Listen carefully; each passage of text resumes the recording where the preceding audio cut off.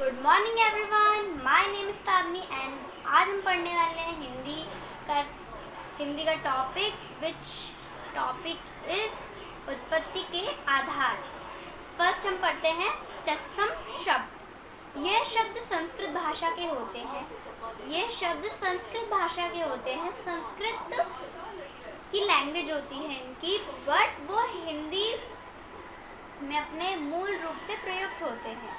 तत्सम शब्द के उदाहरण भानु, कर्म, अग्नि, हस्त आदि।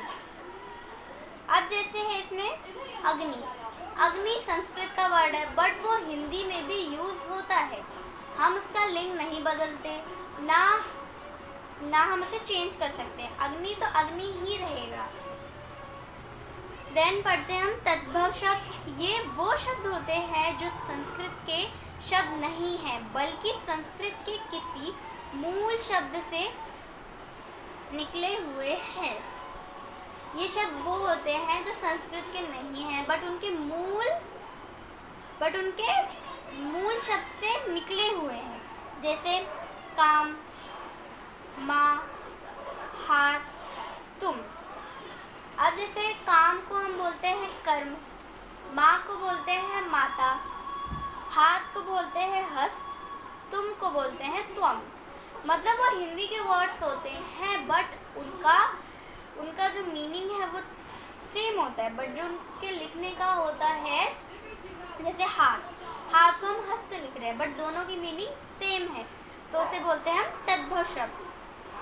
देशज शब्द वे शब्द जिनकी उत्पत्ति के मूल का पता ना हो, परंतु वे प्रचलन में हो, ऐसे शब्द देश शब्द कहलाते हैं। वो शब्द जिनका हमें पता ना हो कि वो कहाँ से आए हैं, वो तद्भव है, तत्सम है, कुछ पता ना हो हमें, उसे हम देश शब्द बोलते हैं। जैसे लोटा, कटोरा। अब हमें पता नहीं कि लोटा कहाँ से आया है, ये कहाँ का वर्ड है, ये हमने अपने तरफ से फाइंड करा है। खिचड़ी, पगड़ी आदि। विदेश शब्द विदेशी भाषाओं से हिंदी में आए शब्दों को विदेशज शब्द कहा जाता है। विदेशी भाषाओं मतलब इंग्लिश लैंग्वेज से आए हुए शब्दों को, विदेशी भाषाओं से आए हुए वर्ड्स को विदेशज शब्द कहते हैं। जैसे अदालत, ऑफिसर, बुखार आदि। अब हम बुखार को बुखार ही लिखेंगे, और वो हमें पता है कि बुखार का जो मीनिंग है फीवर है, और वो विदेश शब्द है। और विदेश शब्द जो हिंदी में यूज़ होते हैं, बट वो विदेश से आए हुए होते हैं, विदेशी लैंग्वेज होती है उनकी। उत्पत्ति के आधार हमारा हो चुका है। मैंने आपको चार शब्द रूप बता दिए हैं। Thank you. Please like, subscribe and share.